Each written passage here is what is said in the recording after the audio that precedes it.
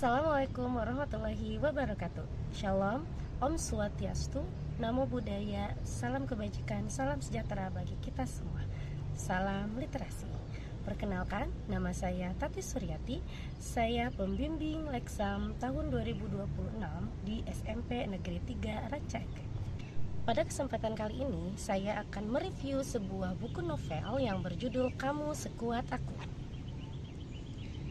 Teknik review yang akan saya lakukan adalah fishbone atau tulang ikan. Di dalam fishbone ini terdapat 5W1H sebagai dasar dalam melakukan review.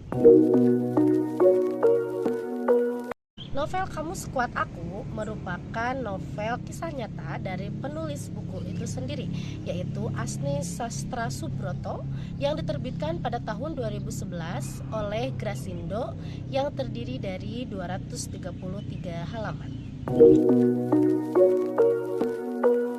Novel ini menceritakan tentang sang tokoh utama bernama Asya Sastradilaga, yang merupakan seorang mahasiswi desain ITB yang berusia 20 tahun, mengidap penyakit kanker leukemia, yang pada saat itu dia merasa hidupnya itu sudah tidak ada harapan lagi. Namun dengan adanya dukungan-dukungan dari keluarga dan sahabat-sahabatnya, akhirnya sang tokoh utama bisa melewati masa. Tokoh utama dari cerita Kamu Sekuat Aku adalah Asya Sastradilaga. Dia adalah seorang mahasiswi desain di ITB yang berusia 20 tahun. Asya terkenal sangat ceria. Namun ketika dia sakit, dia mulai mengalami fase perubahan karakter sehingga dia ada rasa marah dan sedihnya. Kemudian ada juga dua adik dari Asya, yaitu Fahri Sastradilaga dan Trimi Sastradilaga, serta kedua orang tua dari Asya, yaitu Bapak Diko Sastradilaga dan Ibu Ani. Selain itu ada juga Waine dan A Reza, yang merupakan keluarga yang selalu mendukung sang tokoh utama. Kemudian ada juga Aki Dodi, yang merupakan kakek yang terdekat dengan tokoh utama, yang diceritakan dia meninggal terlebih dahulu karena sakit. Kemudian ada juga Bicici, yaitu orang yang membantu pekerjaan rumah tangga di rumah sang tokoh utama. Kemudian ada juga Liam dan Siska, yang merupakan sahabat dekat sang tokoh utama, dan juga ada beberapa teman-teman yang lainnya. Kemudian ada Adri, yaitu sang pacar dari tokoh utama. Namun diceritakan dalam cerita ini dia berselingkuh dengan sosok perempuan bernama Lucy, karena dia pikir dengan kanker leukemia ini akan menjadikan keturunan-keturunannya juga memiliki hal yang sama. Kemudian ada juga Dokter Alan, yaitu dokter yang menangani pengobatan sang tokoh utama di Singapura. Ada Dokter Irman, yaitu dokter yang memberikan vonis pertama kali di Bandung.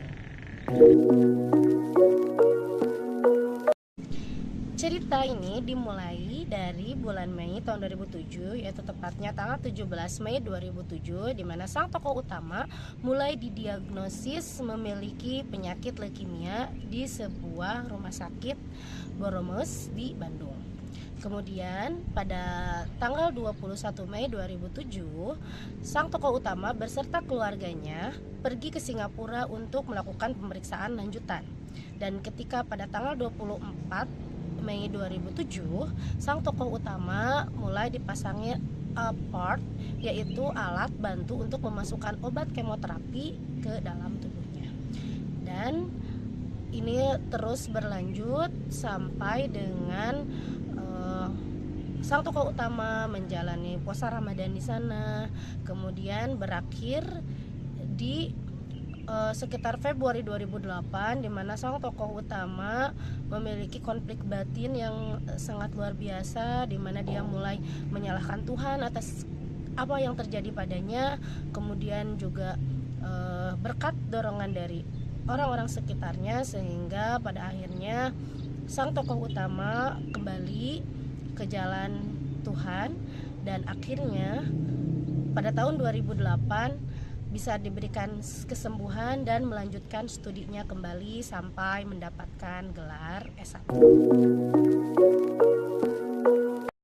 Cerita ini berfokus di dua negara, yaitu Indonesia dan Singapura, di mana di Indonesia itu adalah tempat tinggal dari sang tokoh utama, yaitu tepatnya di Kota Bandung, dan juga di tempat perkuliahannya, yaitu Institut Teknologi Bandung, serta di salah satu rumah sakit, yaitu Boromes, yang merupakan tempat pertama kali sang tokoh utama itu didiagnosa memiliki penyakit leukemia. Kemudian di Singapura, yaitu di National University Hospital Singapura, yaitu tempat sang tokoh utama menjalani pengobatannya, dan juga di apartemen yang ada di Singapura.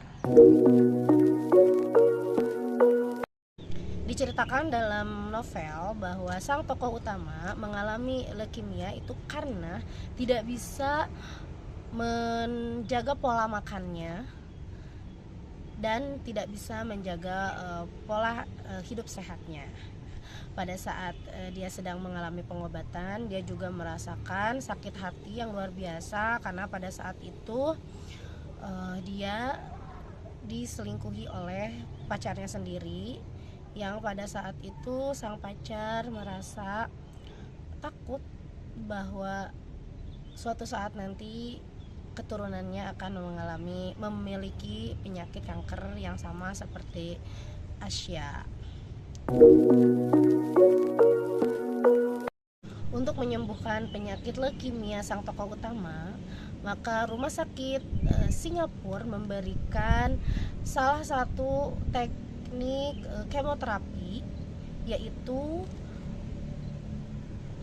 port a catch, yaitu teknik di mana dipasangi kateter secara permanen pada si penderita sebagai media untuk memasukkan obat ke dalam tubuh pasien. Nah, metode ini dianggap sangat baik untuk pasien, sehingga obat yang masuk ke dalam tubuh pasien itu bisa masuk secara optimal.